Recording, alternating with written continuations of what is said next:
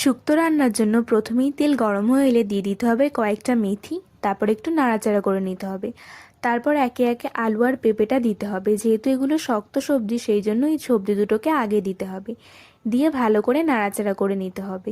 কিছুক্ষণ নাড়াচাড়া করা হয়ে গেলে এতে অ্যাড করে দিতে হবে সজনের ডাঁটা। সজনের ডাঁটাগুলো দিয়েও ভালো করে মিশ্রণটাকে আবারও নাড়াতে হবে।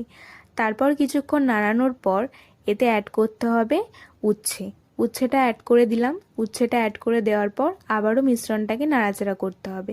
তারপর যে সবজি দুটো বাকি রইলো, মানে কাঁচকলা আর হলো বেগুন, সেগুলোও দিয়ে দেবো। তারপর সব কিছুকে ভালো করে আবারও মিক্স করে নেব এবং অ্যাড করব এতে সামান্য পরিমাণে একটু হলুদ দিয়ে ভালো করে নাড়াচাড়া করে নেব। আর এদিকে অন্য একটা কড়াইতে কয়েকটা বড়ি ভেজে নেব। আর শিলে বেটে নিতে হবে এদিকে আমাদেরকে সর্ষে।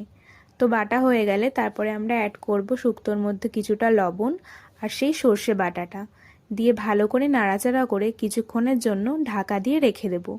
তার মাঝখানে আমাদের একটা কাজ আছে, একটু সামান্য উষ্ণ গরম জলে একটু আমুল দুধ গুলে নিতে হবে। আর একটা কথা মাথায় রাখবে, শুক্তোর ক্ষেত্রে আমুল দুধটাই কিন্তু দিতে হবে, অন্য দুধ দিলে হবে না। তারপর ঢাকনা খুলে সবজিটাকে একটু ভালো করে নাড়াচাড়া করে আমরা অ্যাড করে দেব এতে আমুল দুধটা। আমুল দুধটা অ্যাড করে দেওয়ার পর আবারও শুক্তোটাকে কিন্তু ভালোভাবে নাড়তে হবে।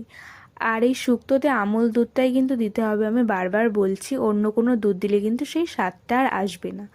তারপরে লাস্টে আমরা অ্যাড করব এতে সামান্য পরিমাণে একটু চিনি। তারপর আবারও একটু ভালো করে নাড়াচাড়া করে নামিয়ে নেব শুক্তোটা। শুক্তোটা কিন্তু খেতে দারুণ হয়েছিল, তোমরা একবার ট্রাই করতে পারো, আশা করি তোমাদের খুব ভালো লাগবে। আর দেখো শুক্তোটা বেড়ে নেওয়ার পর দেখতে কতটা ভালো লাগছিল। এই খাবারটা যতটাই হেলদি ঠিক ততটাই টেস্টি।